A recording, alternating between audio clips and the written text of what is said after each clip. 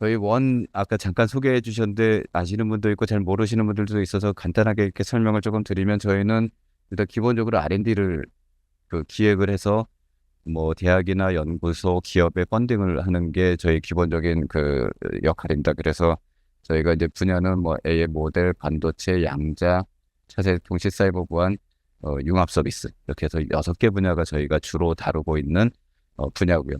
금년에는 1조 1천억 원 정도를 R&D에 좀 투자를 하고 있고요.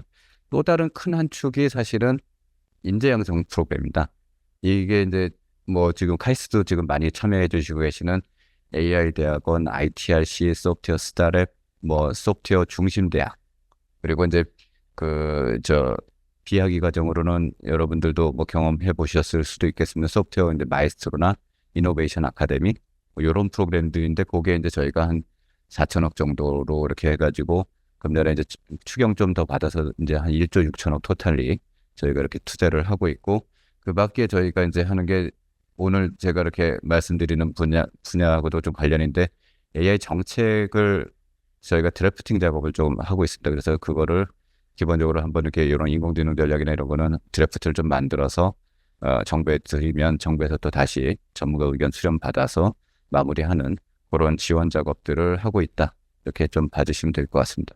내년에는 아마 이 규모는 저희 이제 정부 예산 이제 그거는 끝났습니다만 좀 더 증액돼서 좀 더 적극적으로 지원을 할 수 있을 것으로 기대하고 있습니다.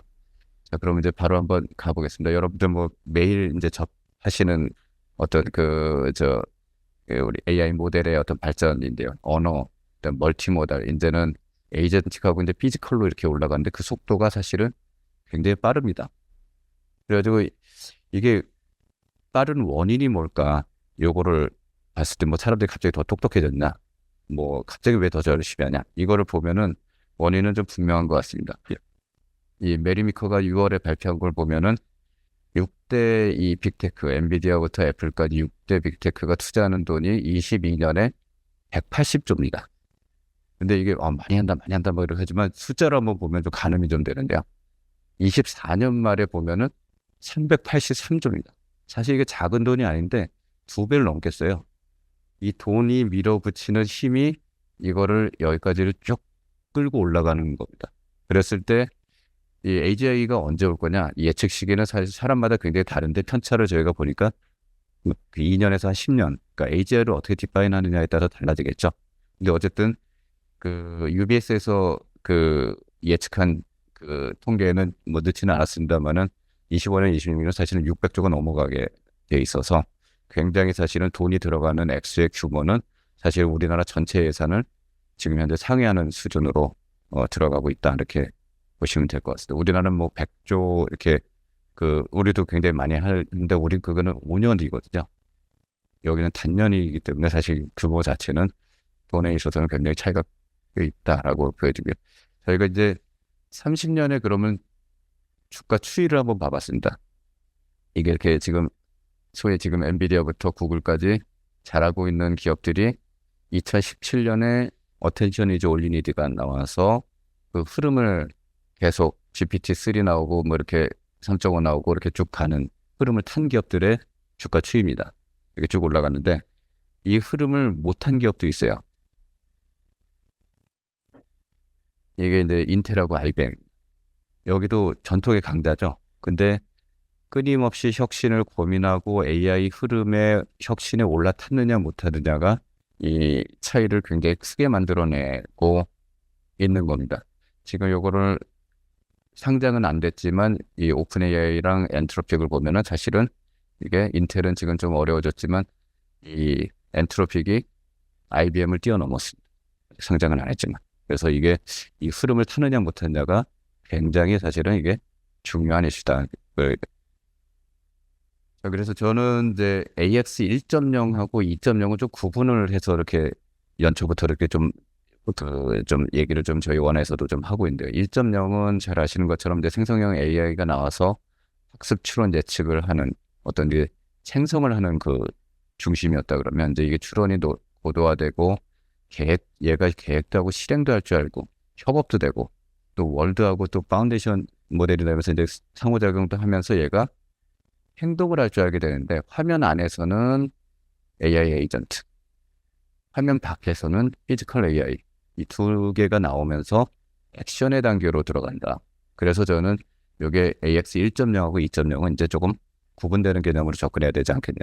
1.0 같은 경우에는 인간을 조금 보완하는 데 좀 중점이 있다 그러면 2.0부터는 좀 대체가 더 많이 일어나는 현상이 발생하지 않겠느냐.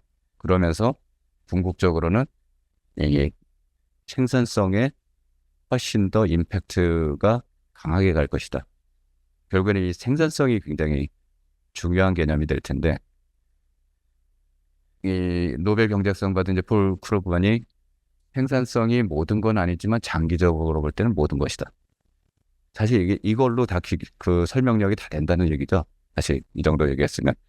그래서 한 국가의 경쟁력은 여하게 사람 한 사람 한 사람의 생산성을 올릴 수 있느냐 이거에 달려 있는 건데 이거의 결정적인 역할을 할 수 있는 것은 공통 기반 기술입니다.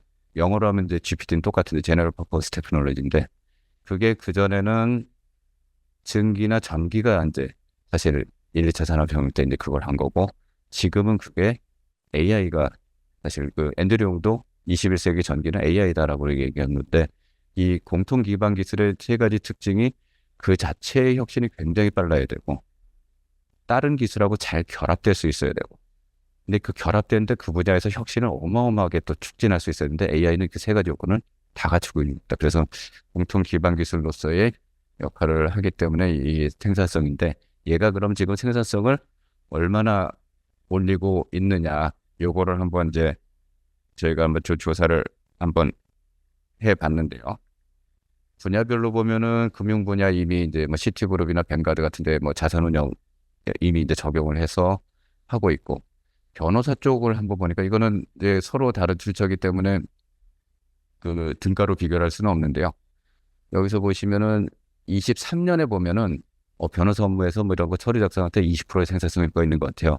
라고 얘기를 했는데 사실 1년 만에 보면 거의 한 200%로 오릅니다. 이거 완전히 상당 수준 대체가 되는데요. 그러다가 지금 이제 외국에서는 지금 이제 물론 간단한 소송이긴 하지만 그 AI 로펌도 이제 나오게 된 거. 그다음에 이제 코드 쪽도 뭐 이거는 뭐 여러분들 더 잘 아시겠습니다만은 뭐 커서이나 뭐 이 바이브 코딩이 굉장히 많이 들어오고 있고 이미 이제 MS에서는 30%는 AI가 작성한다라고도 얘기를 했고요. 그다음에 의료 쪽은 진단 쪽이 굉장히 중요한데 진단 쪽에서 얘가 탁월한 퍼포먼스를 보여주고 있습니다. 지금 우리 뭐 신약 개발도 잘 하고 있지만 뭐 엑사원, 루닉 뭐 이런 쪽에서 굉장히 인간보다 더 좋은 퍼포먼스, 인간하고 하게 되면 같이 하게 되면 더 정확한 퍼포먼스 이렇게 되는데 요 네 가지의 공통점이 있습니다. 네 개의 공통점이 있습니다. 다 굉장히 보수적인 분야입니다. 쉽지 않은 분야예요. 굉장히 고신뢰성이 요구되는 분야입니다. 근데 얘네가 상당히 빠른 속도로 들어오고 있어요. 그 일상생활을 사실은 그러면 말할 필요도 없다는 얘기가 되는데 여기에 돈 잘못 따르면은 이 피해가 어마어마하죠. 이거 잘못 쓰면은 손해배상 당하죠. 이것도 뭐 이거는 뭐 아예 돌아가지는 않은 거고. 의료 사실 사람 생명하고 관련되는데 근데 쓴다는 거예요. 어마어마하게 빠른 속도. 그래서 이게 우리가 속도가 빠르다 이렇게 얘기를 하는데 그 숫자로 한번 좀 봐봐야지 뭐 전문가도 현기증이나요 뭐 이런 표현도 있지만 정량적으로 한번 따져보면 어떨까. 이게 정치하지는 않지만 일일 사용자 10억 빌리언 그 10억 명을 달성하는데 구글이 11년 걸렸습니다. 구글 검색이. GPT가 2년 걸렸어요. 이걸 그냥 산수로 하면은 5배 좀 넘게 빠르게 우리가 돌아가고 있는. 어저께 이제 AI 심포지엄을 이제 그 AI 대학원 이제 교수님들하고 하면서 이렇게 얘기를 하니까 작년 논문 보면은 한 3, 4년 정도 전치 보는 것 같습니다. 이 얘기를 하시더라고요. 딱 맞는 얘기입니다. 5배로 빨리 움직이기 때문에 그래요. 5개월이 2.5년이에요. 5개월 연구를 하면 예전에는 2.5년, 3년 하는 거를 5개월이면 바뀌어 있는 겁니다. 이게 그 속도감을 좀 저희가 읽어보시는 게 굉장히 현재의 흐름을 이해하는 데 훨씬 더 도움이 되지 않을까라는 생각이 들고 그러다 보니까 이제 구글도 검색이 8자를 한번 이제 찍기 시작한 거고, 우리도 그 네이버도 이제 5자로 넘어왔죠. 이제 다른 이제 그 우리 그 생성형 쪽이 이제 들어오기 시작하는데, 이 생성형 AI에 이제 이게 이제 그 엔진에서 이제 서비스로 지금 전환되는데, 이 서비스에서 가장 두 가지가 핵심이 되는 게, 하나는 정보를 돌리는 포털이죠. 우리 지금 포털에서 뉴스도 보고 정보도 돌리는 그거고, 또 다른 거 하나는 쇼핑입니다. 이 두 가지가 인터넷 비즈니스, 디지털 비즈니스의 가장 핵심 축인데, 보시면은 이제 이 브라우저 쪽에서 브라우저가 없는 애들은 지금 이제 출시를 준비하거나 했거나 만들고 있고, 있는 애들은 AI랑 락인을 좀 시키는 작업들이 굉장히 가속화되고 있다. 이 두 가지가 이제 락인 되면 사실 거기서 빠져나가기가 굉장히 어려운 거고, 두 번째는 이제 액센츄어에서 이걸 분석을 해봤는데, 얘가 지금 어떤 역할을 하느냐, 친구 뭐 이렇게 하다가 얘가 추천해 주는 게 굉장히 나한테는 유용하다, 얘한테 먼저 물어본다, 이게 18%입니다. 그 사실은 이게 SNS나 검색 엔진을 넘었어요. 그래서 이게 시사하는 바가 굉장히 크거든요. 이게 쇼핑이 매출의 가장 큰 포션을 차지하거든요. 그 지금 뭐 우리가 알고 있는 네이버나 이런 쪽에서도 이게 제일 중요하거든요. 그래서 이제 전자상거래 쪽을 굉장히 깊이 들어올 가능성이 높다라는 거고, 이게 이제 일상 속에서 어떻게 쓰여지냐, 요거를 한번 보면은 이 하버드 비즈니스 리뷰에서 분석을 한 건데, 그 전에는 일 관련된 것도 꽤 많았어요. 뭐 사이언티픽 리서치, 제너레이팅 아이디어 뭐 하면서 쓰는. 근데 오면서 보면은 인생 상담이 많아집니다. 이게 굉장히, 사실은 굉장히 남한테 얘기 못하는 거를 얘한테는 얘기하면서 1, 2, 3이 거의 비슷한 얘기예요. 그 자기 심리 상담도 하고, 내 어떤 관계에 대한 거, 그다음 내가 어떻게 살아야 되냐, 그 커리어 패스 어떻게 잡아야 되지, 이런 거를 먼저 한다는 거. 그 다음에 일 얘기가 나오거든요. 그래서 이게 굉장히 우리의 어떤 그 비즈니스적인 측면, 일하는 측면, 생활 속으로 생각보다 빠르게 들어오고 있다라는 거고, 그게 이제 숫자로도 많이, 우리 뭐 증가 속도도 5.6배지만 여기 연령대를 보면은 우리나라는 되거나 그 젊은 애들만 쓸 것 같지만, 뭐 30대는 아마 일을 더 많이 하니까 아마 그거 하겠지만, 이 60대까지도 구독을 하고 계세요. 구독을 돈 내고 쓰고 계세요. 돈 내고. 우리나라가 2위거든요. 돈 내고 쓰는 나라, GPT. 근데 돈 내고 쓰고 계세요. 60대도. 그러니까 이게 그 굉장히 빠른 속도로 들어오고 있다. 그래서 전체적으로, 그래서 그 산업에 미치는 임팩트 팩터는 이렇게 돼 있습니다만, 이쪽 부분도 피지컬 AI가 되면 굉장히 빠르게 올라가지 않겠느냐. 그리고 그 AI의 어떤 유니콘 기업의 성장률, 그 다음에 유니콘 기업의 그 어떤 그 소요 기간, 이런 것들이 계속 좀 줄어가고 있는 형태고요. 이제 그러다 보니까 고용 양극화도 꽤 있는 것 같습니다. 요번에 뭐 그 메타에서 이제 슈퍼 AI 팀 구성할 때 뭐 알렉산더 왕 영입하고 뭐 이런 얘기가 있지만, 우리는 이제 여기까지 이렇게 봤는데, 이 다음 것도 있더라고요. 이 스케일 AI의 정직원의 또 14%는 가버려 버렸어요. 왕은 내려왔는데 거기서 쓸만한 애들은 다 챙겼는데, 그 또 이렇게 도움이 안 된다고 생각하는 사람은 과감하게 또 정리도 하면서 그걸 한 거 같고, 마이크로소프트가 이제 뭐 기사에도 많이 나왔습니다. 그러면 연속으로 했거든요. 이게 6,000명을 감원을 하고 9,000명을 또 하겠다, 요 얘기를 했습니다. 자, 그럼 마이크로소프트가 지금 시가총액이 지금 그 4조 달러가 넘었는데, 돈 없어서 이 사람들 자를까요? 돈이 없어서 자를까요? 돈 절약하려고? 그건 아닌 것 같아요. 자른 사람들의 그거를 구성을 보니까 40%는 개발자, 36% 정도는 중간 관리자. 그러니까 AI를 적용하는 데 있어서 도움이 안 되는 그 사람은 좀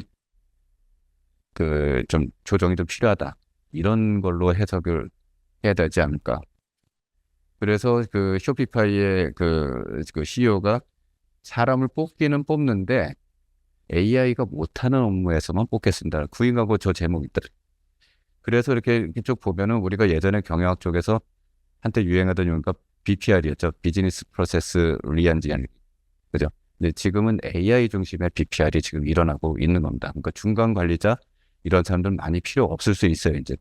왜냐하면 이 한 사람이 여러 명의 사실 오케스트레이션을 이따 에이전트 할 때 또 말씀드리겠습니다만은 그렇게 진행되기 때문에 사실 이 사람이 곧 중간 관리자가 될 수가 있는 거예요. 밑에는 AI 사원들이 여러 명이 있고. 그러다 보니까 이제 A급 인재를 데려다가 요번에 아마 그 사진 보셨습니다. 개발할 때 회사에서 해주는 그 텐트랩입니다. 그래서 얘네들이 완전히 그 사람들 쥐어짤 때 이거를 이쪽 복도에다 깔아놓고 완전히 그 스케이징을 하는, 그러니까 최고의 인재들을 데려다가 이렇게 쥐어짜면은 그러니까 그런 프로그레스가 나오더라라는 게 저희가 이렇게 쭉 따라가다 보니까 그런 것들이 끝났어요. 한번 모델 저보다 더 잘하시겠습니다만 한번 전체 흐름 한번 보겠습니다. 그 전체 모델하고 에이전틱 AI, 피지컬 AI 이 순서를 한번 말씀을 좀 드릴 텐데요. 더 잘하시겠습니다만은 이제 이 범용하고 특화된 거, 폐쇄형과 오픈형, 클라우드 중심이냐, 온 디바이스냐 이렇게 이게 부분이 좀 될 수 있을 것 같고요. 그 멀티모달이 보편화되는 것 같습니다. 그러니까 이제 사람들이 그 하나만 쓰지 않잖아요. 보통 이제 4.7개 정도 쓴다고 하고 있고. 근데 여기를 보다 보니까 좀 재밌는 게 오픈 AI는 이제 그 1등이니까 그렇다 치는데 제미나이가 굉장히 많이 올라왔어요. 예, 올라왔고 딥식은 이제 중국에서 워낙 미니까 이렇게 되는데 좀 이렇게 보시는 게 라마가 굉장히 하다가 꽤 떨어졌죠. 6% 정도 빠졌고 미스트랄이 한 15% 정도 빠졌어요. 미스트랄도 잘한다고 막 그랬는데 순간 속도가 살짝 늦춰지면 이렇게 되는 거예요. 그래가지고 이걸 보니까 이 붉은 여왕 패러독스가 좀 생각나는데 이상한 나라 앨리스에서 거울의 나라에 들어갔을 때 앨리스하고 붉은 여왕이 같이 뛰는데 연락에 뛰고 있는데 앨리스가 질문을 하죠. 죽도록 뛰고 있는데 왜 같은 자리에 있는 것 같죠? 그랬더니 붉은 여왕이 죽도록 뛰기 때문에 이 자리에 서 있는 거야. 앞으로 가려면 지금보다 2배로 더 뛰어야 돼. 이 얘기를 하는 게 나온다. 근데 이게 죽도록 안 뛰면은 이렇게 되는 거예요. 바로. 여기도 굉장히 똑똑한 사람들 많은 우수한 기업이지 않습니까? 사실. 그래서 우리나라도 그래도 나름 이 상황에서 선전하고 있다라는 그게 좀 보여지고요. 근데 그중에서 지금 요걸 보면은 딥식이 원래 발표된 게 이제 금년 1월이고 기본 아론이 나온 게. 근데 얘네랑 아직까지 그래도 10위권을 유지를 하고 있어요. 그래가지고 딥식 얘네들의 참 퍼포먼스가 상당히 어프로치도 그랬지만 그거하구나 이렇게 봤는데 딥식에 대해서는 지금 서구권에서 굉장히 분석이 굉장히 지금도 활발하게 이루어지고 있는 것 같습니다.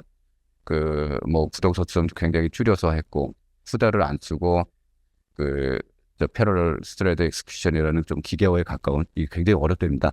저는 잘은 모르지만 그래서 하드웨어 성능을 맥시멈으로 끌어내는 그거를 했기 때문에 지금 전성비 있게 그리고 아주 효과적으로 그게 됐고 MOE나 디스톨레이션을 이거를 다 해가지고 결국엔 또 수학적으로 최적화를 이뤄낸 거기 때문에 굉장히 천재적이다라는 평가를 서방권에서도 많이 내리고 있는 것 같습니다. 그러다 보니까 이제 굉장히 전성비가 좋거든요. 연산 효율성이 5배에서 10배 좋다라는 평가들도 좀 나오고 있는데 우리도 어쨌든 이렇게 하다 보니까 스케일 법칙으로 끝났다라고 이렇게 게임이 끝났다라고 했는데 그게 아닐 수도 있구나. 이게 낫다는 게 이제 왜 너네는 이렇게 못했니? 이런 얘기도 좀 나오는 거고 그다음에 이제 모델 간의 격차도 좀 감소했고 중국 같은 경우는 지금 데이터 센터가 좀 남아 돈됩니다 지금. 이거 여러 가지 이유가 있는데 그 중에 하나의 이유도 이제 딥식이 나오면서 이제 추론에 있어서 이제 당초보다의 어떤 센터 요구량이 좀 줄었다라는 것도 있고 또 다른 거 하나는 너무 많이 졌어요. 얘는 GPT 3.5 나오자마자 중앙당에서 바로 지방정부한테 오더를 내려서 이거 수단과 방법을 가리지 말고 쳐라. 이렇게 가서 전국에 너무 많이 쳐가지고 지금 그래서 낳는 것도 그게 한 절반의 이유랍니다. 그래서 정책 실행의 속도가 중국이 굉장히 스마트하고 빠르다. 빠른 물고기가 느린 물고기를 잡아먹는 아까 기업도 그렇고 나라도 그렇고 거대하지만 굉장히 빠르다라는 걸 좀 알 수 있어요. 예, 그 다음에 이제 AI 에이전트인데 요새 이제 저희가 사실 작년 말 연초에는 우리가 AI 에이전트를 우리 원에서 이제 기획을 하자. 그래서 지금 중기 사업에 이제 좀 밀어 넣어져 있는데요. 그때만 하더라도 조금 생소한 개념이었는데 지금 벌써 몇 달 안 지났는데 굉장히 보편화됐죠. 그래서 이제 뭐 스스로 계획하고 작용하고 행동하는. 그래서 뭐 B2C에서는 뭐 비서, 뭐 코딩, 뭐 금융자산 관리가 있고 B2B에서도 뭐 이런 여러 가지 그 저 기업 활동에서 이제 활용을 할 수가 있을 것 같은데 지금 뭐 플랫폼, 단말 제조사, 통신사 각자 다 하나씩 이렇게 좀 개발을 해서 경쟁을 하고 있는 상황인 것 같은데 이 두 그룹이 좀 더 각자의 특장점을 갖고 좀 앞서가고 있지 않을까라는 그런 생각이고요. 이것이 이제 이렇게 쭉 가다 보면 정보를 받아들여서 각종의 펑션들을 각각에 맞는 그 하드웨어와 매핑시켜서 서비스를 뽑아내는 이런 프로세스로 진행을 될 건데 여기서 이제 적용되는 분야가 하나 재밌는 게 이제 여러분들도 관련돼 있지만 그 연구 분야입니다. 이 사카나 AI가 나와서 좀 많은 그 신선한 충격을 줬는데 우리가 하고 있는 논문 생산 프로세스를 그대로 따랐어요, 이게. 그러니까 리터러처 리뷰나 뭐 이런 걸 다 해가지고 리서치 퀘스천을 만들어내고 실험을 계속 반복 실험을 해가지고 라이팅업까지 하는 그거를 진행을 하고 있는데 저희도 그 우리 원에서 기획할 때 요거는 우리도 채택을 지금 해서 지금 이제 하자라고 이렇게 지금 얘기를 했거든요. 그 리터러처 리뷰를 해서 우리가 지금 AI 반도체건 모델이건 사이버건이건 뭐를 해야 되니 이제 요거를 지금 따져보는 작업을 하는데 어쨌든 이게 라이팅업까지 해가지고 워크숍 페이퍼긴 하지만 뭐 하여튼 억셉트 됐다가 이제 철회를 해서 굉장히 수준 높게 나왔다라는 이제 아직은 보완할 게 물론 많겠죠. 근데 그 가능성을 보여줬다는 게 하나 있고요. 그다음에 이제 스탠포드대에서 7월에 발표한 그 버추얼 랩도 그 비슷한 개념입니다. 근데 여기는 에이전트를 데리고 왔어요. 그래가지고 이 휴먼이 총괄 책임자가 돼서 또 자기 밑에 이 연구 책임자를 두고 옆에 이게 굉장히 중요한 개념이죠. 이 과학적인 거죠. 레드팀을 두는. 그리고 그 밑에 분야별 에이전트들을 둬서 이걸 했더니 굉장히 그 수일 내에 코로나 그 치료 후보 물질을 92개나 도출했다. 이게 하나 나온 거거든요. 이게 이제 계속 이어지는데 이게 사실 이 개념은 앤드류 웅이 사실은 24년 3월에 에이전트 그 플로우라는 거를 제안을 하면서 사실 이 개념이 사실 그 굉장히 효과적이다. 이게 나온 건데 에이전트 플로우는 3.5로 했을 때는 48% 퍼포먼스인데 그 4로 했으면 67%는 당연하죠. 이거는 더 우수한 모델이니까 파라미터 수가 10배가 많은데. 근데 이 3.5 두 놈을 계속 반복해서 돌리면 얘가 더 잘해. 이게 나온 겁니다. 그러니까 그 아담 스미스가 국분호에서 얘기한 딱 디비전 오브 레이버 분업의 원리를 그대로 적용한 거거든요. 거기도 장인이 한 명의 장인이 하루에 20개의 핀을 만들지만 공정을 18개로 나누고 10명에서 분업을 하면 이게 얘가 48,000개를 만든. 그러니까 2,400배의 생산성 증가 효과가 있다는 건데 이것도 똑같이 여기다 적용한 겁니다. 그래서 MS도 요번에 그 마이디엑소를 할 때 이거를 나눴습니다. 그 에이전트들을 나눠서 각자 자기 역할을 부여를 하고 이걸 돌린 겁니다. 그 304개의 그 뉴잉글랜드 저널에서 나온 그 어떤 그 진단 케이스를 넣고 돌렸더니 진단 그 정확도가 85.5가 나왔거든요. 그 전에 구글에서 할 때보다 한 20% 넘게 증가한 그게 나오는데 이 구조를 채택을 하니까 에이전트끼리 반박을 하면서 그걸 찾아간데 우리나라의 그 외 슈퍼로이어도 똑같은 개념을 좀 쓰고 있습니다. 레드팀을 두고 마지막에 얘가 검증을 또 하게 하는 걸 했더니 그 초임 변호사가 쓴 것보다 더 나은 결과가 나오더라. 그래서 그게 지금 우리나라 굴지의 법무법인들이 이걸 써요. 이걸 쓴다. 실제 쓰고 있습니다. 그 정도 수준까지 올라간다. 그 변호사 시험도 얘가 보면은 상위 5%예요. 웬만한 95% 애들보다 더 잘 쓴다는 거예요. 그래서 여기 뭐 동영상 보셨겠지만 잠깐 보시면 여기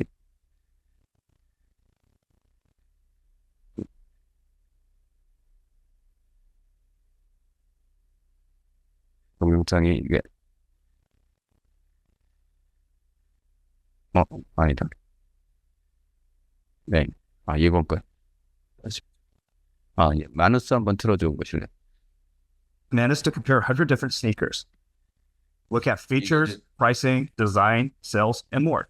Just minutes later, we got a clear, 이게 이제 sortable 그 comparison 와이드 matrix 리서치라는 걸 delivered both in 가지고 Excel and as 굉장히 많은 100개의 Say you need to design a poster for an upcoming event, 비교해 주는 or you're looking for inspiration. 나올 수 있다라는 거고, 나중에는 이제 포스터도 With 얘네들 wide research, managers can explore 50 different visual styles at once. 만들어준다라는 그 얘기가 나오고, Just a few minutes later, you get a zip file full of polished, ready-to-use poster. 그게 된 거고, 요것도 GPT를 한번.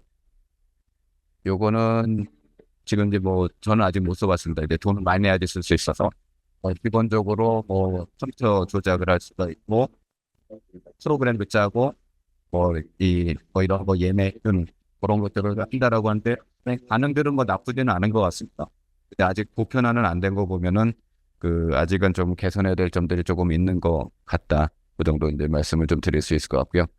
그 다음에 이제 피지컬 AI로 이제 한번 넘어가 보겠습니다. 피지컬 AI는 뭐 여기 뭐 지금 연구하시는 분들도 있어서 더 잘 아시겠습니다만은 받아들여야 되는 정보가 굉장히 많습니다. 여러 가지 멀티모달을 넘어선 정보들을 받아들여서 계획하고 제외하고 의사결정을 하고 그 다음에 실행하는 단계가 들어가고요.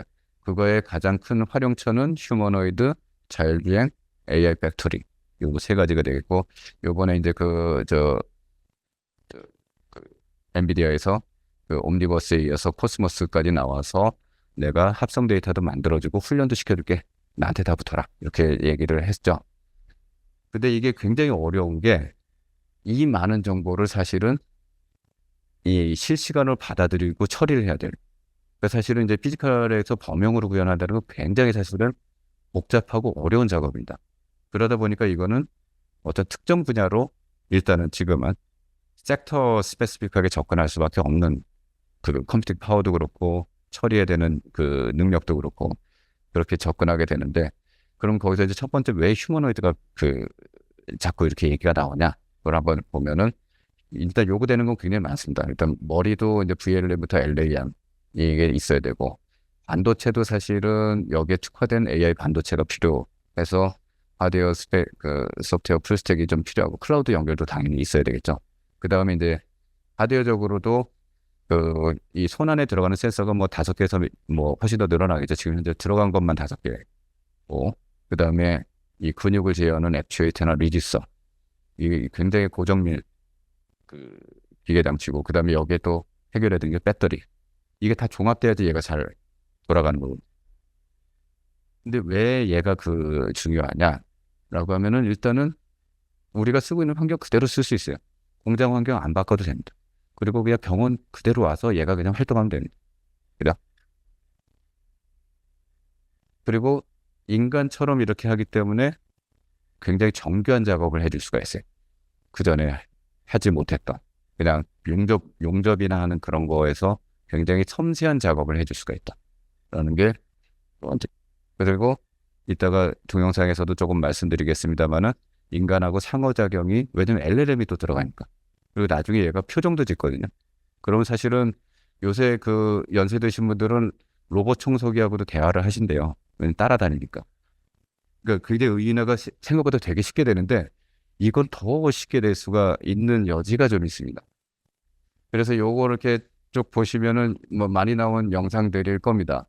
이거는 이제 옵티머스, 피겨2, 아틀라스 이렇게 쭉 있는데, 요거는 이제 엔지니어도 같이 이제 아멕하고, 이 세 개는 공통점이 좀 있습니다. 이 세 개 공통점이 뭘까요? 전부 다 자동차 공장에서 실증을 하거나 할 계획입니다. 여기는 이미 기가팩토리에서 상당 수준을 했고, 여기는 BMW랑 피겨2는 이미 실증이 작년부터 진행이 1차적으로는 다 끝났고 2차례 걸쳐요. 여기는 아틀라스는 현대차에 가서 실증을 할 계획이고 이미 가 있을지도 모르겠습니다. 금년에 이미 한데 최근에 만든 영상이 꽤 늘었더라고요. 이게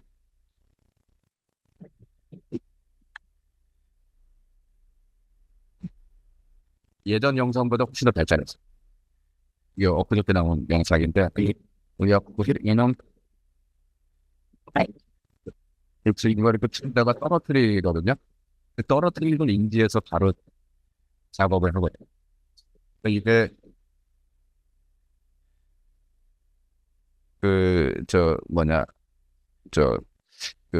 엔비디아랑 협업해서 나온 결과인지 그거는 좀 궁금한데 아직 그것까지는 파악을 못했고요. 요거는 요것만 틀어볼 수 있을까요?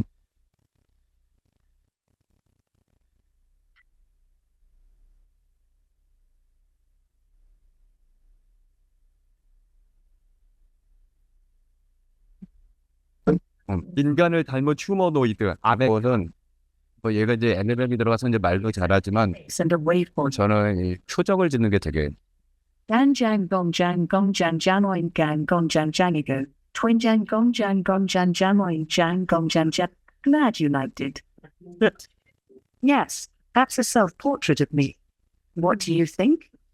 Yeah, 표정을 좀 짓때 I like this. 완전하진 Maybe 않지만 one day. 근데 로봇 청소기도 의인화가 되는데 이 정도면 의인화가 훨씬 더 잘 될 수 있지 않을까. 그래서 이제 그 서구권에 이제 요걸 봤고요. 그 다음에 요번에 이제 젠슨왕이 갖고 나온 그거에서 14개 중에서 6개가 중국 겁니다. 그래서 한번 중국의 수준도 잠깐 한번 보고 가셔도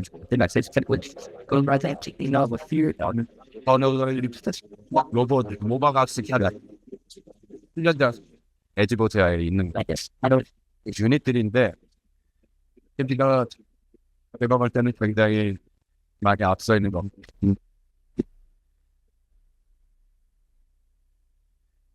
그런 휴머노이드도 있지만 이런 가격 타이어도 그다음이죠.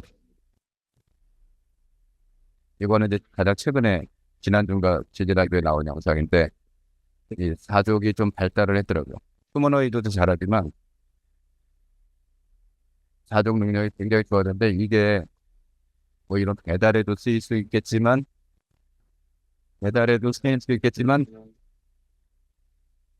딴 데도 쓰일 수 있을 것 같아요. 그죠? 안보적인 관점에서 그 공중전에서는 이제 지금 이미 이제 러브 전쟁에서 이제 그 드론 전쟁으로 바뀌었고 이제 육상전에서 아까 산비탈 내려오고 그런 친구들은 육상전에서도 얼마든지 사실은 타이어 대신에 딴 거 넣으면 되니까요.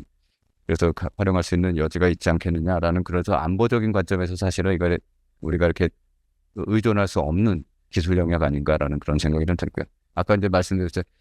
지금은 자동차 공장 같은 데서 많이 이제 실증을 하지만 앞으로는 이 소비자용 이쪽이 굉장히 커질 것이다. 라는 이제 그 전망들이 좀 많은데 아까 이제 여기 보면 이제 이 간병 시장 이쪽이 굉장히 사실은 그 큰 그게 될 겁니다. 그러니까 돌봄, 간병 이쪽에서 연세 드신 분들 뭐 이제 사실은 그 화장실을 혼자 못 가시는 분들도 굉장히 많거든요. 여러분 만약 이제 저희 이제 그 제 친구들 부모님들은 지금 왕왕 다 계세요. 그런 분들이. 그래서 이제 밤에 화장실 보내드리려고 얘가 집 근처에 살면서 새벽에 가는 수가 있어요. 이게 그 어머니가 못하니까 할머니가 남자 어른은 못하거든요. 그래서 그걸 하는데 만약에 2천만 원 들여서 돌봄 로봇 놔드릴 수 있다 그러면 보일러 대신에 놔드릴 수 있다 그러면 안 하시겠어요? 하죠. 그리고 병원에서도 간병이기 때문에 고생들 많이 하시잖아요.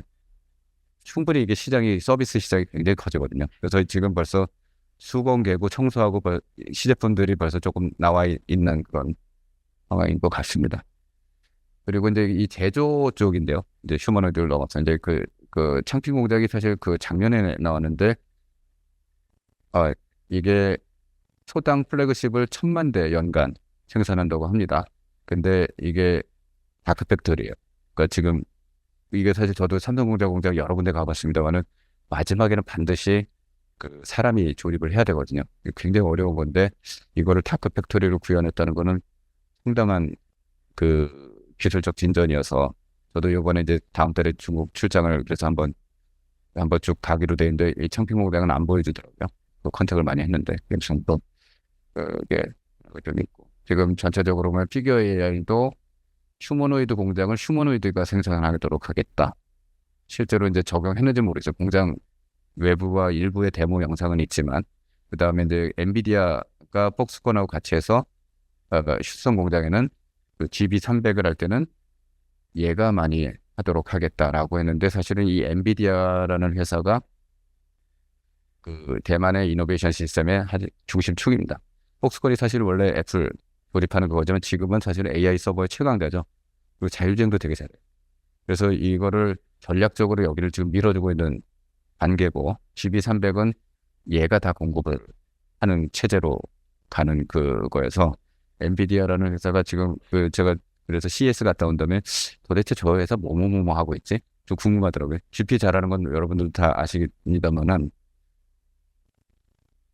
이 다른 것들도 한번 살펴보니까 소프트웨어 쪽에서 쿠다 뭐 당연히 잘 아실 거고 근데 AI 모델 쪽도 이미 그 플랫폼을 제공을 하고 있고 그다음에 아까 코스모스 그 지금 로봇이나 이제 그 월드 파운드시 모델 쪽도 이미 지금 하고 있고요.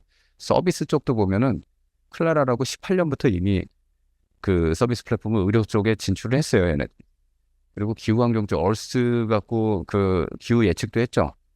그다음에 아마 통신 쪽 아마 연구하시는 분들 아실 겁니다. 그 엔비디아 중심으로 AI 랜 얼라이언스 구성됐잖아요. 에리얼로 지금 이미 플랫폼 나한테 다 붙어라. 통신도 내가 해줄게. 기지국 AI로 구성하는 거 내가 할 거야. 이거에 되는 거고. 그다음에 자율주행. 그래서 이게 그 뭐 알작 뭐 이것도 있고. 그래서 이제 젠슨왕이 사실은 금년 3월에 엔비디아는 칩을 만들지 칩 회사가 아닙니다. 이 얘기를 이제 했지만 실제로 이 사람들은 2010년대 중반부터 칩 회사가 아닌 거였어요. 그래서 이미 종합 플랫폼을 염두에 두고 쭉 끌어올리는 회사다 보니까 이게 그 기업 가치를 한번 따져봤는데 이 빅테크가 이렇게 그 6배 올라올 동안 얘는 28배가 올라왔더라고요. 10년 동안 주가가. 그래서 주가 총액을 보니까 그 크다 우리가 그거 했지만 6천조예요. 6천조에. 그 엔비디아라는 회사 뭐 하나 만들겠다 이게 쉬운 거는 아닌.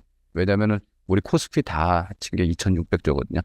2배가 넘습니다. 우리가 790개 삼성 LG 다 그 현대만 다 합친 게 이제 우리가 2,600조인데 이 6천조거든요. 그래서 이게 이 회사 하나가 이렇게 종합으로 성장했을 때 이 임팩트 팩터가 굉장히 크다라는 그런 거고 이제 미국 정부도 여기를 활용할 수밖에 없는 구조고요. 그래서 이제 미중 간의 이제 패권 경쟁이 이제 뭐 관세 전쟁까지 있습니다만은 이 결국에는 AI 국가주의 시대가 되면서 모델, 반도체, 서비스, 네트워크, 사이버 보안, 양자 이 6개는 저희 원에서는 이거를 핵심 주권 기술이라고 부르고 있습니다. 이거는 반드시 우리가 확보하지 않으면 우리가 나라가 생존할 수 없다라는 이제 그런 생각이고요. 중국 한번 살펴보면은 사실은 중국 인재의 그 비중이 굉장히 사실은 빨리 커지고 있습니다.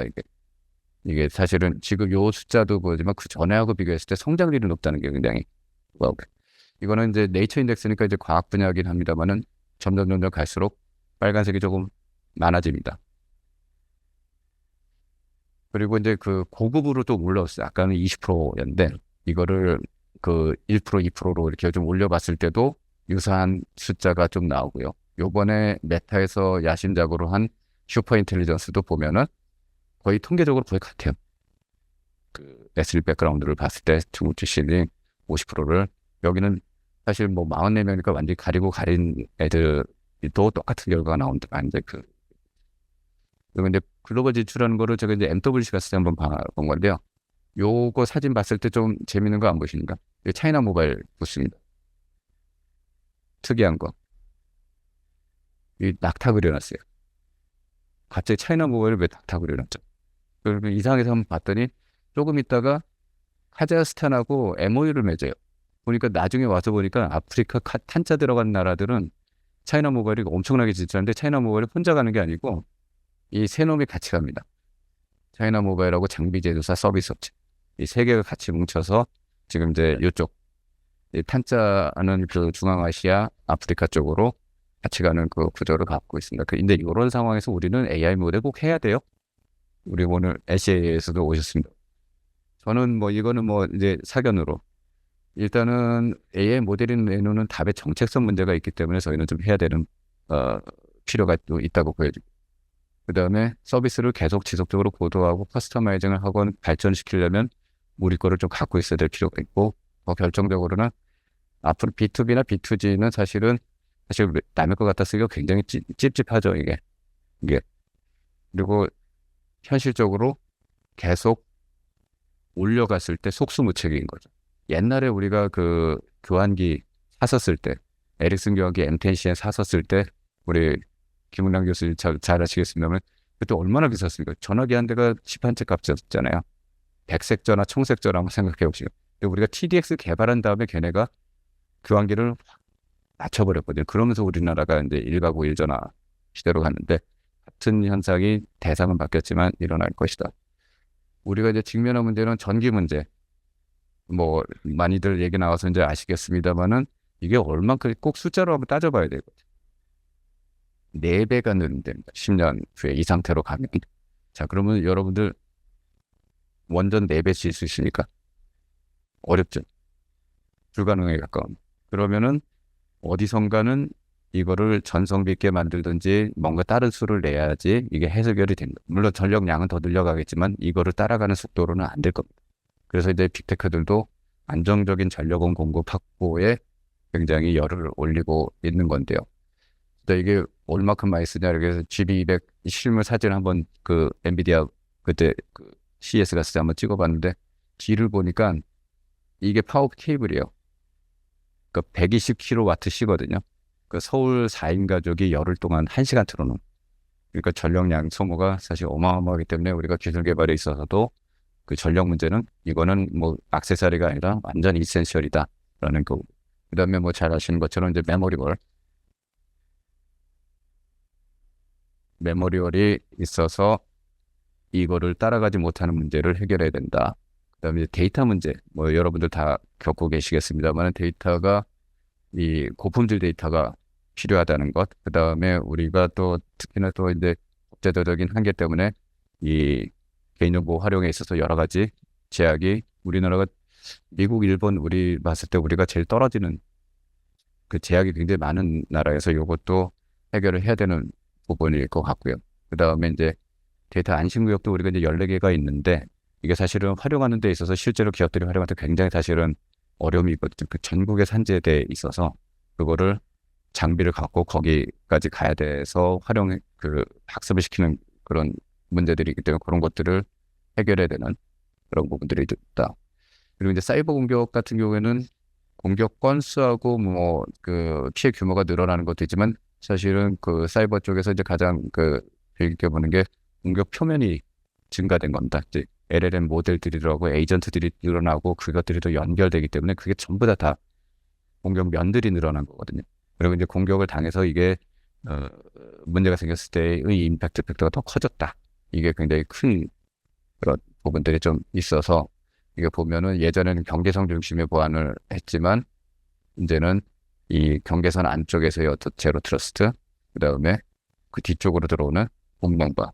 근데 사실 이것도 문제지만 이 뒤쪽에서 나왔을 때의 피해가 서드 파티에서 나오는 이슈가 사실 임팩트 팩터가 사실 케이스로 보면 더 컸어요. 그리고 요번에 그 SKT 케이스 같은 경우는 이제 뭐 APT가 이제 들어와서 이 안에서의 여러 활동을 한 거를 그게 대응이 안 돼 제로 트러스트 문제가 여실하게 좀 드러난 케이스가 아닌가라는 그런 생각이 듭니다. 그래서 이제 이 AI 안전을 보면은 과거에는 좀 기술적인 문제, 한각 아직 뭐 해결된 건 아닙니다. 그렇지만 이제 그러다가 이제 딥페이크나 뭐 이런 것들이 문제 아니에요. 그렇게 가다가 이제는 이제 피지컬이나 이제 에이전트 문제로 오면서 이게 통제가 안 되면 어떡하지? 이제 이런 문제로 이쪽으로 무게 중심이 조금씩 옮겨가는 그런 모양새를 좀 보이고 있습니다. 그래서 이제 앞으로의 과제로 하면서 이렇게 좀 마무리를 조금 해보도록 하겠습니다.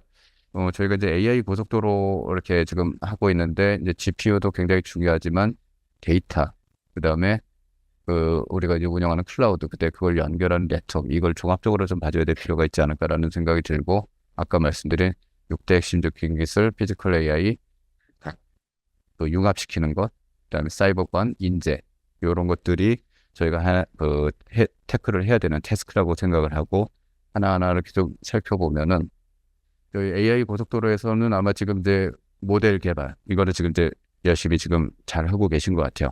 그리고 이제 저희도 이제 AI 에이전트나 뭐 AGI 예타 같은 거를 저희가 또 이제 준비를 좀 하고 있고요. 차세대로. 그 다음에 이제 컴퓨팅 인프라는 뭐 조금 늦었지만 금년에 좀 들어올 거고 내년에도 뭐 예산이 지금 반영이 잘 돼서 계속 이제 만장일장 다리로 계속 늘어날 거기 때문에 뭐 충분하지는 않지만 일정 부분은 해소가 될 것 같은데 제일 조금 좀 약한 부분이 데이터 쪽은 해결해야 될 것이 제도적인 것도 있고 인프라적인 것도 있고 좀 더 여기는 좀 과감한 좀 저희가 태클이 좀 필요하지 않느냐라는 생각이 좀 들고요. 뭐 네트워크 쪽은 그래도 저희가 그래도 전통적으로 잘하고 있는 분야고 6G나 저기도 위성 금년에 아마 R&D들 다 본격화되고 있고 잘 하고 있다라는 말씀드리고 K-클라우드도 아마 카이스도 지금 많이 연구에 참여해주고 계신데 K-클라우드도 지금 금년부터는 본격적으로 R&D가 진행이 되고 있습니다. 그리고 이제 6대 이제 그 기술 분야에서 이제 첫 번째가 이제 저희가 볼 때는 이제 그 모델과 반도체가 이제 저희가 엔진이라고 보여지고 기반을 닦는 쪽이 네트워크와 사이버과 그다음에 이제 운영 서비스 이렇게 좀 나눠서 보고 있는데요. 모델 쪽은 AGI 예타가 지금 저희가 좀 진행을 기획을 어느 정도 마무리를 해서 재정 당국하고 이제 협의를 좀 하고 있는 그런 상황이고요.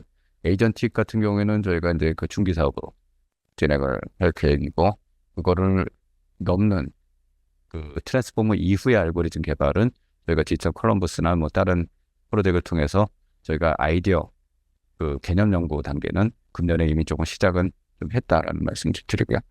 반도체 쪽 같은 경우에는 핌을 저희가 지금 이미 이제 하고 있는데 28년, 29년에 한번 상용화를 한번 트라이를 해보는 그런 프로세스로 조금 하고 있고 MPU 쪽은 그래도 우리나라가 조금 그래도 2019년부터 저희 원에서 R&D를 리벨리엄, 퓨리오사, 뭐 디벡스 이런 회사들하고 같이 진행을 했는데 다행히 그 회사들이 잘 저희랑 R&D를 같이 하면서 좋은 기업으로 잘 성장을 해주셔서 지금 뭐 일부는 뭐 유니콘도 되시고 뭐 양산도 지금 뭐 임박했다는 그 얘기도 들리고 그래서 굉장히 저희도 뭐 뜻깊게 생각하고 있는데요. 요거를 이제 스케일업하는 2.0 프로세스가 지금 진행 중에 있고 그 다음에 여기도 차세대로 유로모픽하고 이제는 아까 휴머노이드나 이런 각 분야별 온디바이스 AP들이 굉장히 중요하지 않겠느냐라는 그런 생각입니다. 그 다음에 이제 네트워크는 이제 AI 랜 지금 이제 엔비디아 쪽에서 하고 있는 거를 저희도 같이 올라타야 될 것 같습니다. 그래서 저희 그쪽 R&D 협업 구조를 저희가 만들어가고 있고요. 6G가 사실 뭐 통신사들은 좀 늦게 했으면 하는 바람도 있겠습니다만은 미국이 굉장히 빨리 가고 있거든요. 28년 LA 올림픽이 있기 때문에 28년에 아마 우리가 평창에서 했던 것 같은 그런 거를 하지 않을까라는 생각이어서 그 타임 스케줄에 맞춰서 저희도 하려고 하고 있고 저기도 위성 뭐 같이 보고 있고 정보보 같은 경우는 이제 AI 기반 체계로 이제는 이쪽도 다 바꿔줘야 돼요. 그 AI 공격이 중급 해커 수준까지 왔다고 하기 때문에 AI 공격을 막는 거는 AI 방패밖에 사실은 없어서 그거에 대한 저희가 R&D를 일부 하고 있습니다만은 예타를 하나 따로 기획을 하고 있습니다. 그래서 이제 그거는 이렇게 한번 좀 진행이 되고 공간 컴퓨팅은 사실 저희가 지금 주의 깊게 보고 있는 건 이제 글래스 쪽입니다. 글래스하고 이제 이 손으로 제어할 수 있는 그 부분을 해서 조금 인간의 어떤 억세스 도구들이 사실 헤드마운트는 좀 여러 가지 쪽에서 좀 활용도 면에서 좀 한계가 좀 있어서 그런 게 좀 있었던 것. 그다음에 양자 쪽 같은 경우는 요번에 이제 양자 플래그십이 드디어 통과가 좀 돼서 아마 공고가 다음 달에는 나오지 않을까 생각됩니다. 이거 너무 오래 걸려서 사실 좀 안타까운 마음이었는데 그래도 뭐 통과가 돼서 뭐 무 GPS 항법이라든지 양자 MRI 양자 뭐 레이더 뭐 이런 센서 과제들 아마 좀 나올 수 있을 것 같고요. 뭐 잘 되기만 한다 그러면 진짜 저거는 뭐 고전 센서보다는 수십 배가 좋기 때문에 완전히 게임 체인저로 등극을 할 수가 있는 거고 그다음에 양자 중계기나 인터넷도 이제는 이제 시작을 저희가 컴퓨터랑 잘 맞춰서 좀 하려고 하고 있습니다. 피지컬 AI는 AI 트윈, 월드 파운데이션 모델 거기에 들어가는 하드웨어, 소프트웨어의 어떤 풀스택 이렇게 해서 이렇게 이 연관 관계로 저희가 하려고 하고 있고 이제 휴머노이드 쪽 지금 그 예타를 저희가 좀 기존에 지금 하고 있는 것도 있긴 있습니다. 로봇 파운데이션 모델 같은 경우는 일부 뭐 카이스트도 많이 참여해서 양재동에서 지금 하고 계신데 이제 그걸 다 모아서 패키징해서 만드는 작업들 저희가 좀 하려고 하고 있습니다. 그리고 요거는 이제 최근에 이제 그 본부처 합동해서 이제 발표를 했죠. 그 지지난주가 그 전면적으로 이렇게 각 분야별로 융합을 시키겠다. 그래서 이제 그 요거는 이제 프로젝트 이제 발표가 됐으니까 뭐 저희가 이제 그 구체화하는 거를 서포팅하는 작업들을 좀 진행을 하려고 하고 있고요. 요번에 거기엔 나오진 않았습니다. 요거는 저희가 그 국방부랑 지금 많이 얘기하고 있는 그 사업입니다. 뭐 지휘통제 전력자산 뭐 그 네트워크 보호 방어 체계 요 군의 어떤 그 핵심 펑션을 이게 사실 국방용 R&D로 하는 경우도 있지만 민간에서 이미 개발된 것들이 되게 많아요. 갖다 쓰면 되는. 그래서 그거를 타임 투 밀리터리 그러니까 시간을 절약도 하는 것도 있고 돈도 절약하고 그래서 그 민간 기술을 여기로 좀 갖다 해서 국방부랑 이런 부분들은 지금 국방 실험 사업을 그러니까 국방의 실증 사업이죠. 그냥 민간에서 개발된 거를 갖다가 커스터마이징해서 군에서 쓰는 그 사업으로 금년부터 좀 본격적으로 좀 진행이 되고 있고 내년에는 뭐 100억대 이상으로 좀 확대해서 그러니까 국방부에서 굉장히 사실 이 사업을 효과성이 너무 좋은 사업이다. 왜냐하면 일단 R&D 이거 여기까지 나오기까지 아까 우리 R&D 프로세스 잘 아시겠습니다만은 기획해서 3년 연구하고 나오기까지 한 3, 4년 걸리잖아요. 그 나온 결과물들이거든요, 이게. 저희가 뽑아봤더니 군에서 갖다 쓸 수 있는 게 한 2개 기술, 돈으로 치면 3천억 정도 되더라고요. 어쨌든 근데 시간과 돈을 절약하였어요. 저는 시간이 더 중요하다고 보여요, 지금. 그래서 이제 그거를 여기서는 100억 정도 들여가지고 군에다가 갖다 쓰는 그런 여러 가지 그런 작업들이 좀 이루어지고 있고.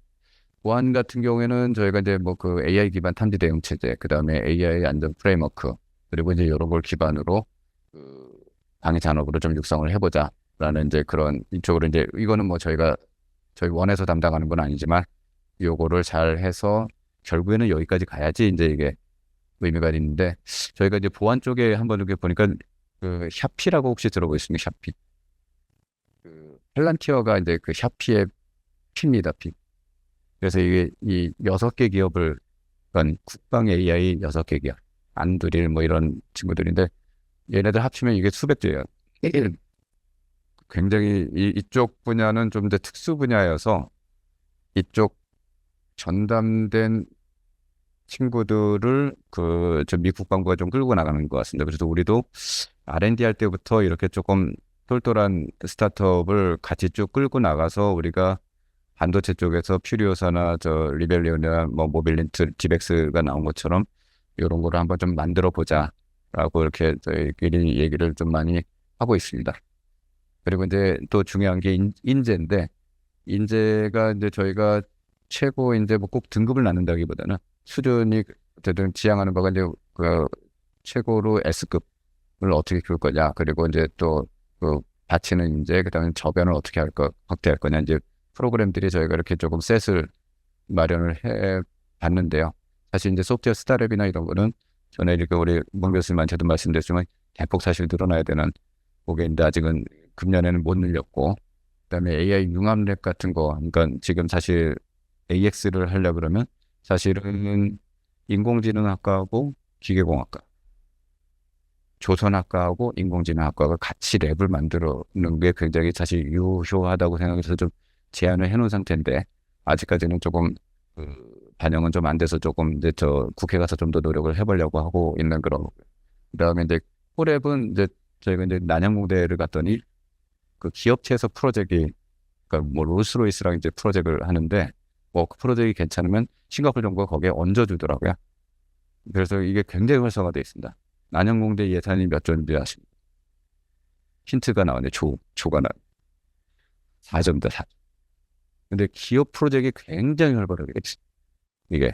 그래서 우리도 이런 식으로 진행하는 게 아웃풋을 굉장히 빨리 끌어낼 수 있겠다. 아마 여기서도 조동호 교수님 아마 그 연구 프로젝트 LG전자하고 아마 6G 연구 프로젝트 하시는데 제가 네트워크 실장할 때 그거 보니까 굉장히 그 프로그레스가 엄청나게 좋더라고요. 그래서 그 생각도 좀 났었는데 요거 두 개는 저희가 숙제로 조금 남겨두고 나머지들은 저희가 AI 스타 펠로우십이나 뭐 내년에 이제 AX 대학원 개편하는 거, 그다음에 소프트웨어 중심대로 AI 중심대로 개편하는 거 이런 것들은 그래도 지금 정부 안에 그래도 잘 담겼습니다. 그래서 저희가 요거대로 한번 좀 더 그 인재를 좀 양성해 보자. 특히 이제 이 저 최고급 인재를 잘 뽑아내는 그런 작업들을 한번 하려고. 또 이렇게 뽑아내지면은 또 창업도 또 잘해야 되죠. 그래서 저희가 이제 창업 프로그램은 저희는 이쪽에 그 전문 기관은 아닙니다. 이런 다른 기관들하고 연계를 조금 잘 하는 게 굉장히 중요할 것 같고 저희 원에서 하는 거는 소프트웨어 마이스트로, 이노베이션 아카데미 뭐 이런 프로그램에서 이제 창업을 유도하는 이제 그런 작업들이 좀 진행이 될 거고 앞으로 좀 했으면 하는 거는 좀 탈표를 좀 제대로 한번 만들어봤으면 좋겠다. 아까 그 샤피 같은 애들이 여기서 많이 나오거든요. 이스라엘 쪽 베이스 사람들도 많이 가 있는 그 건데 이게 여러분들도 알고 있는 12랩스도 사실 사이버사 출신 3명이 나와서 만든 거거든요. 거기서 제일 이게 이 글루가 되게 좋기 때문에 요걸 좀 한번 해봤는데 이게 굉장히 그 프로그램 디자인 되게 잘 돼야 됩니다. 그러니까 한국형 붙이면 안 되고요. 이스라엘에서 하는 거 그대로 한번 해볼 필요가 있는데 거기는 2년을 실전 투입하고 4년을 리서치를 시키고 그 다음에 창업시킵니다. 이게 관련 학과 전공을 한 애들을 뽑아서 이렇게 딱 돼 있거든요. 그래서 6년짜리 프로그램이거든요. 관련 전공자라는 기준으로 했을 때. 그래서 한번 해보면은 뭐 체크포인트니 뭐 이런 기업들이 다 여기서 나왔기 때문에 한번 좀 해봄직하지 않냐라는 생각이 조금 들었습니다. 뭐 여기까지 뭐 간단히 발표를 마치고 여기 가장 위험한 말은 여지껏 이렇게 해왔어가 이제 저희 원에서 저희 쓰고 있는 메시지 모토입니다. 그냥 해왔던 대로 기획하지 말고 우리가 놓치고 있는 건 없는지 혁신적이지 않은 건 없는지 이런 거 한번 보자라는 건데 이게 하신 분이 그레이스 호퍼 여사인데 뭐 돌아가셨지만 누군지 아시지 않나요? 여기 계신 분들은 미 해군의 컴퓨터 과학자시죠. 코볼 만들고 컴파일러 하신 분인데 미군이 근데 대단한 게 이분의 업적을 기려서 이분은 전투원이 아니시잖아요. 해군 소속인데 전투원은 아니거든요. 컴퓨터 과학자인데. 근데 여성 최초로 구축함의 이름을 그레이스 호퍼함을 붙여줍니다. 그리고 하나가 더 있어요. 이걸 또 쓴 사람이 있습니다. 이 이름은. 잘 보시면 엔비디아 칩 이름입니다. 그레이스하고 호퍼가 있어요. 그래서 이거를 기억하고 있다는데 저희 원도 이 메시지를 저희는 좀 하고 있다는 말씀을 드리면서 발표를 마치도록 하겠습니다. 예, 경청해 주셔서 감사합니다.